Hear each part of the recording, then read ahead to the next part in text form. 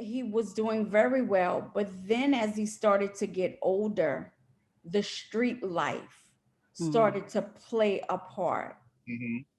And even in the book, when you get further in the book, he writes and says, I thought the streets loved me, but they didn't.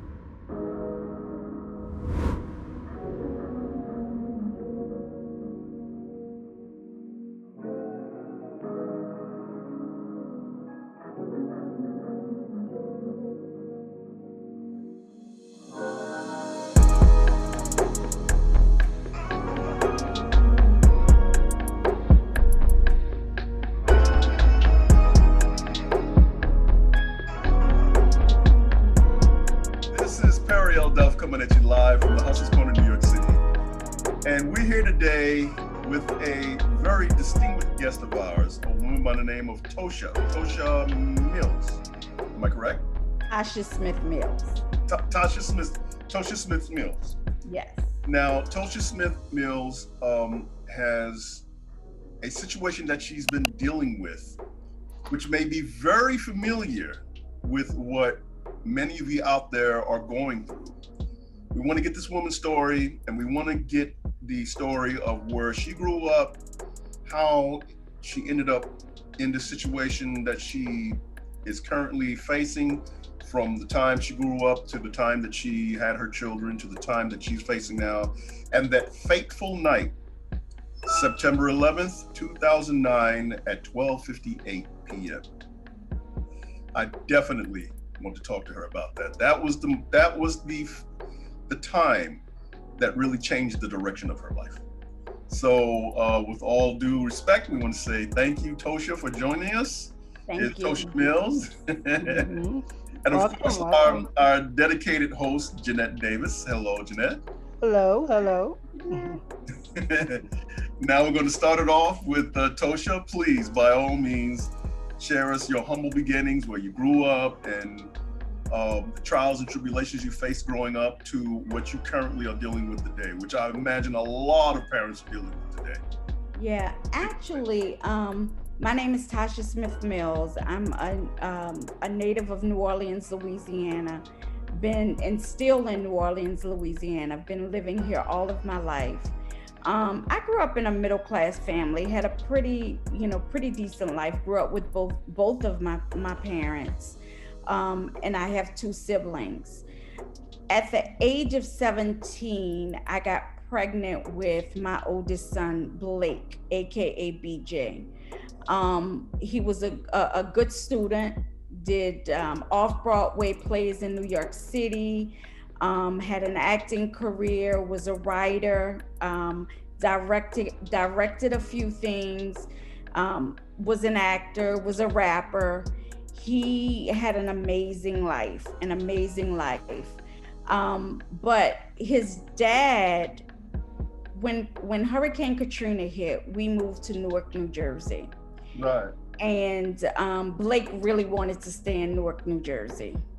But the problem started right before Hurricane Katrina hit.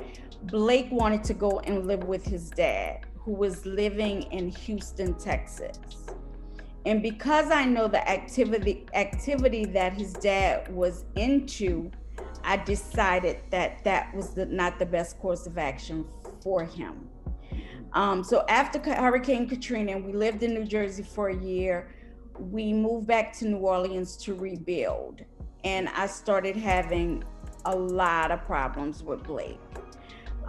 He was in and out of juvenile facilities for little, crazy stuff, running away, committing, just going in the store, taking stuff. It was small things to him, but it was big things to me, because I had given him everything he basically wanted. I was overcompensating for his dad not being there. He wanted to be a part of someone's life who he really didn't know. So he and his dad fought me on it. Blake left in January of 2009 and moved to he moved to Houston, Texas to be with his father. That didn't work. Him and his dad didn't see eye to eye. So he moved into an apartment with another person, his girlfriend and her brother. 2 weeks shy of his 18th birthday, he was picked up by the Houston Police Department with a $250,000 bond for 2 counts of aggravated robbery with a deadly weapon that they never found, and he said it was a toy gun. Okay. Oh. Okay. Let me digest this here now, because that's whew. Wow. You know, we've had guests on the show that tell us things that they've seen, things that they've been through, but it always goes back to this corrupt criminal justice system preying on people like our guests and like your son, waiting for them to make people of color, waiting for them to make the kind of mistakes that they make. Yet they set this entire system up for them to go through it. Do you believe that his downward spiral started when he went to his father? Absolutely.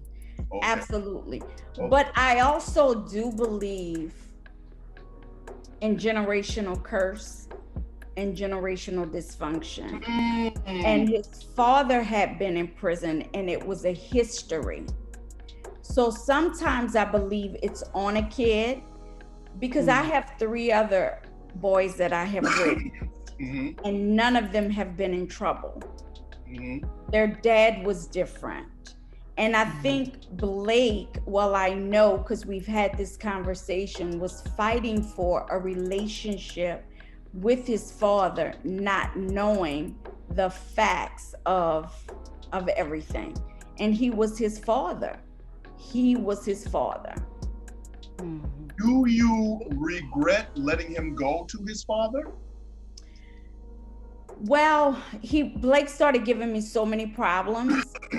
And so I remember my last words to him was, "Go, I'm leaving you in God's hands." And he said, "That's what you do, leave me in God's hands." And a few weeks later, I get the call from his father, like, "We have to get Blake out of jail. He has a $250,000 bond." And my heart just dropped. But I don't think I thought of it being as serious as it was. And let me tell you why. I was always able, because I also work in the legal industry, I was always able to pull Blake out of some things. But this was out of my control. And I didn't realize that until we were halfway through going into the sentencing stage, that this was out of my control. This was so much bigger than me and bigger than who I am and the jurisdiction that I sit in. And so there was nothing that I could possibly do. What's wrong, Blake? What's wrong? Everything that's going on. The caller has hung up.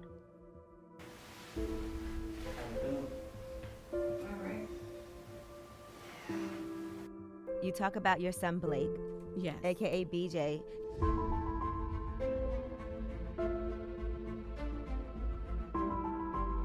When the judge said, "You will hereby serve 40 years in a state penitentiary," no, the Texas State Penitentiary, I collapsed.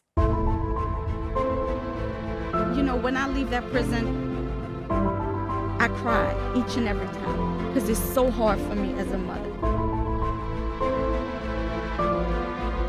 I decided no more. Important. This is Tosha Mills, Blake Smith's mother. The problem that I have is they had 12 people on the list that got killed last year in this prison, and her son's name wasn't on it. Oh my God. Why was that? Families need justice as well. We need to look at the correction system. We need to look at the Bureau of Prisons. We need to look at the people that work within these institutions.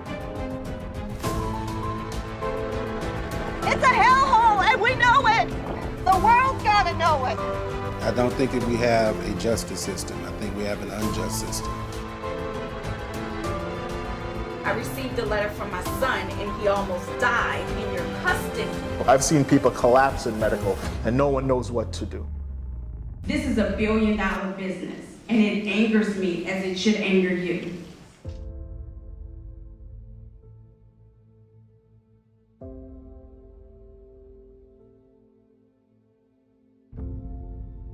The more mothers that I speak to, I see it, and it's heartbreaking. It makes me cringe, and it makes me want to go out and do more of this work.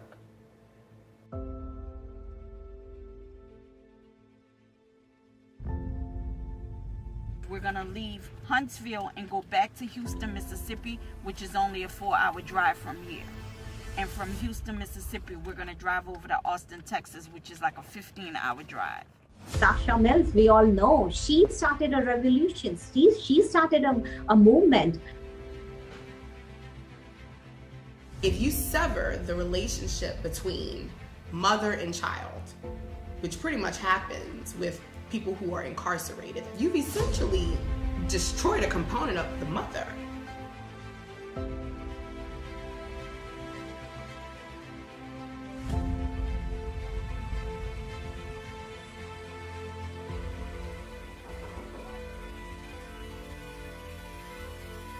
Start the conversation now. Hey Blake, Mom is not doing good. Huh?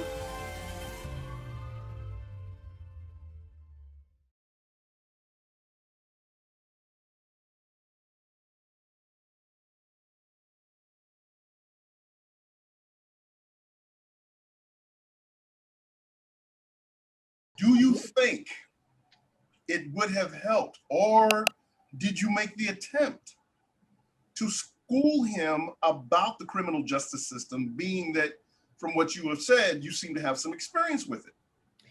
Well, I never had experience in criminal. I've worked in environmental law.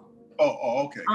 And you know what, Mr. Duff, I never thought I had to school him in the criminal justice system. This was a kid who was very talented, went to private school.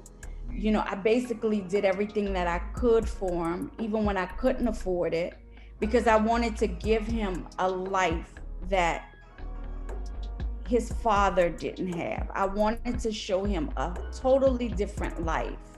Mm-hmm. And I think it backfired. In a sense, I worked so much that there were some things that I missed.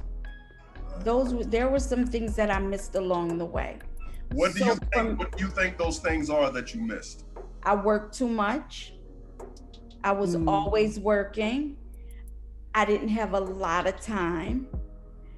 He was there with his stepfather, who he said didn't treat him right, even though he was there, but his stepfather was a disciplinarian. And sometimes when we hear that, we're like, okay, so he's disciplining you, and that's what you don't like. But maybe there were some other things that I missed along the way. Gotcha. He Okay. had, Go ahead, Jeanette. no, I was going to ask on Tosha that Blake, sound like to me, Blake looked up to his father as a role model and want to follow his lead in the street life. Now, Yeah. you mentioned, so you had mentioned earlier when he got caught, he didn't have no weapon. That what you said earlier? Yes, he didn't. He said it was a toy gun. Toy gun. Mm-hmm. Now, have you talked to a few lawyers about his trial or his case about that and what they, So every attorney wanted about $25,000. Oh, yeah. And yeah. I didn't have that. And at that time, and I'm gonna be transparent with you all, at that time, I felt like Blake needed to be taught a lesson, but I didn't realize it would be a 40-year lesson. I didn't realize that, but I did think he needed to be sat down for a while. There were many factors to this. My mom passed away. He didn't come to my mom's funeral. He said he was, on drugs. So a lot of that was going on, and I had just thrown my hands up because I was tired. I was mentally and physically exhausted. And how he feel about you now after the 40 years? We're very, very, very close. We're very close. Blake is 30 now. He's been in there for 13 years. Okay. And if me or my sons don't see him, nobody does. His dad hasn't been there one time. The thing is that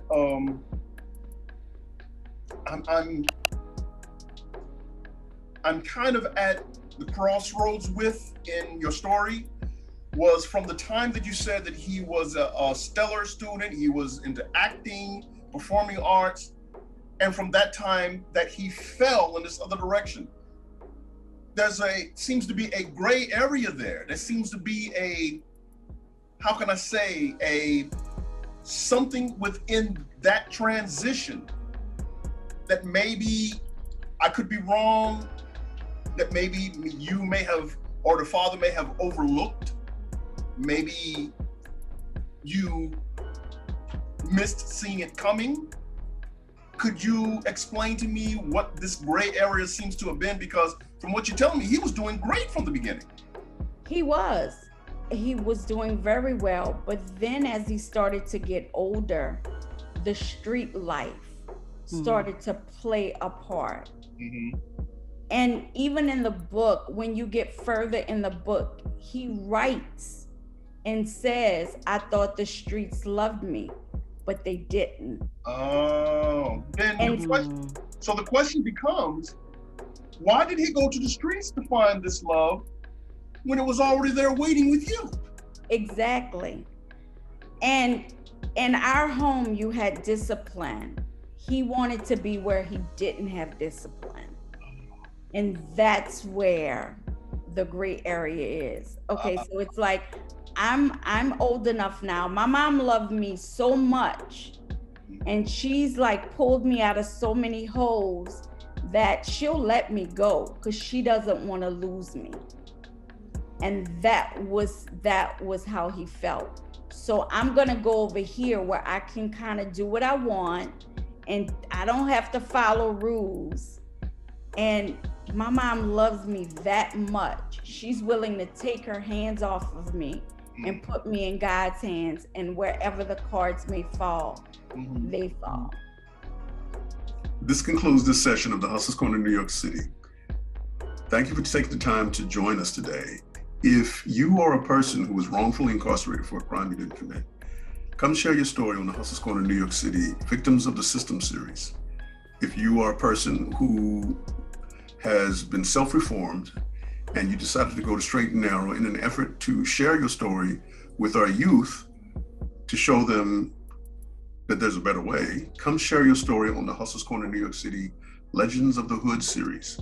If you are a performing artist or a rapper, hip hop artist, a vocalist, an actress, and you want to share your story of how you built your successful career, come share your story on the Hustlers Corner New York City On the Grind series. If you are a Black-owned business and you want to share your story of how you went from zero to self-employment, come share your story about your business and your products on the Hustlers Corner New York City Black Business Movement series. If you are a woman who has been through traumatic times, who's suffered from any type of abuse, sexual, physical, emotional, and you've managed to triumph over them, and you want to share your story, come share your story on the Hustlers Corner New York City Lipstick Stories series.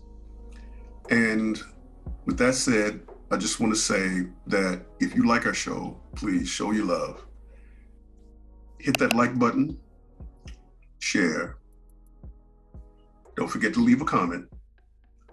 And most of all, subscribe. Thank you. Looking forward to you joining us again. Peace.